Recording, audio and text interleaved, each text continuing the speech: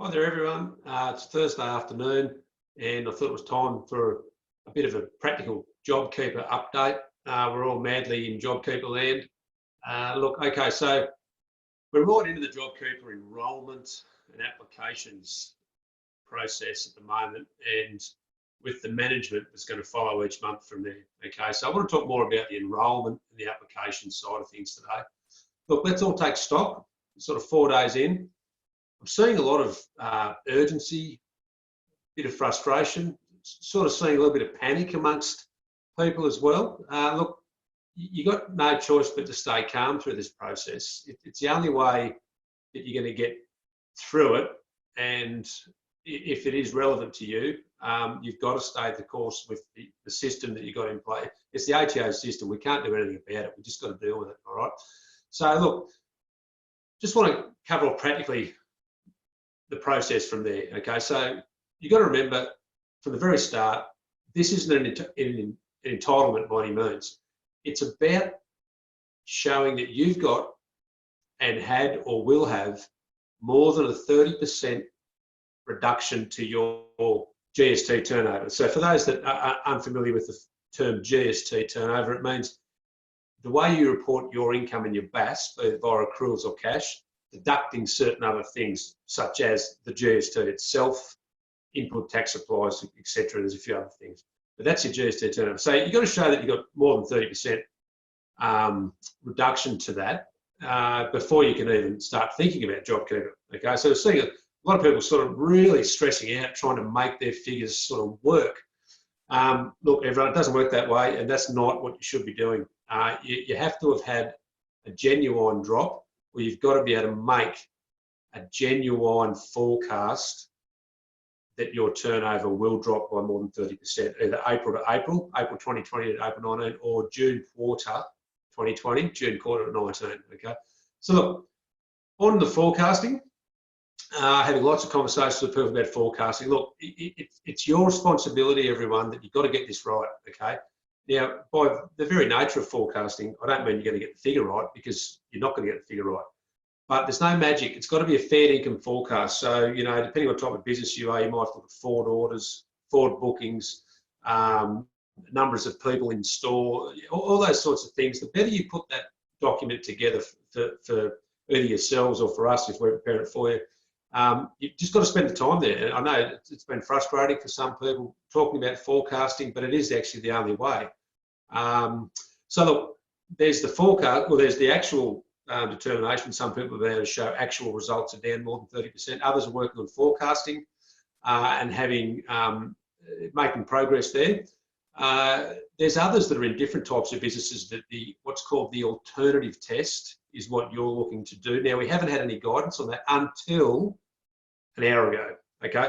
So for everyone that's out there sweating on the alternative test, which we have been in particular for some of our clients who are in, say, lumpy type income businesses, or, you know, newly purchased businesses, or takeover or merged businesses. So look, those guidelines have just come out.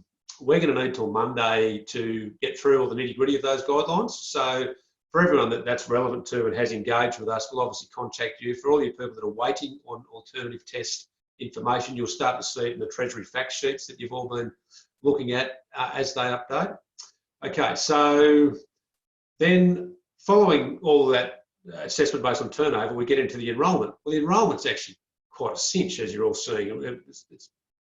This is what everyone just thought was going to be JobKeeper, the enrolment. Well, it's not. So the enrolment is simply just, you know, tick those boxes on the ATO or business portal, and away you go. So that's just the enrolment, as you're all starting to see now. So following enrolment, it's about getting your pay runs right, getting your software humming along, STP reporting. Look, we've seen all the big players, MYOB, QuickBooks and Xero, have really got on board this week and given all their clients excellent, actually, instructions on how to get the payroll side of things right, so that your JobKeeper process and management all works as smoothly as possible.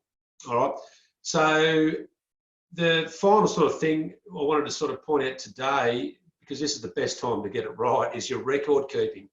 There is actually, as you're seeing, quite a lot of record keeping that you're just going to have to keep long term, all right? So there's a lot of back and forth between employee back to employer. There's a lot of declarations for those using accountants. You know, you've got to make declarations on your income back to your accountant. So it's all paperwork. So it is what it is. You just got to find a system to checklist to ensure that you're getting all your paperwork in place. But B, if I said to you in 3 years' time, can you find Joe Blogg's employee's declaration for JobKeeper, you need to be able to find a way to put your finger on it, all right? Because this is when the ATO is going to do their checking, 2, 3, 4 years' time, all right? So look, overall, everyone, said it before, it might sound easy for me to say through a video, but look, we've got to stay calm, okay? The ATO is likely to extend our deadlines, I think, because it is sort of pure and utter madness on the ATO's end. And look, if you need help, just don't hesitate to reach out. I've always said to reach out to us. Someone will get back to you if you just allow a little bit of patience. But don't forget your business community too. You know, there's a lot of smart cookies out there, and most of you people are those smart cookies. And you know, just have a chat to your business colleague. Could be the bloke in the industrial shed across the road that you haven't met, or everyone's doing the same thing. Like, we are all in it together. We've said that from the start. So everyone's starting to learn things, and everyone's got these different arrangements with employment. You know, the ATO thought it'd just be a one-size-fits-all here, but we're seeing it's obviously not. So quite often, people are finding out all these things all the time as it's relevant to them, and if it's relevant to them, it could be relevant to you. So just reach out, everyone. And look, keep going with the process, and we'll update as we go along the road.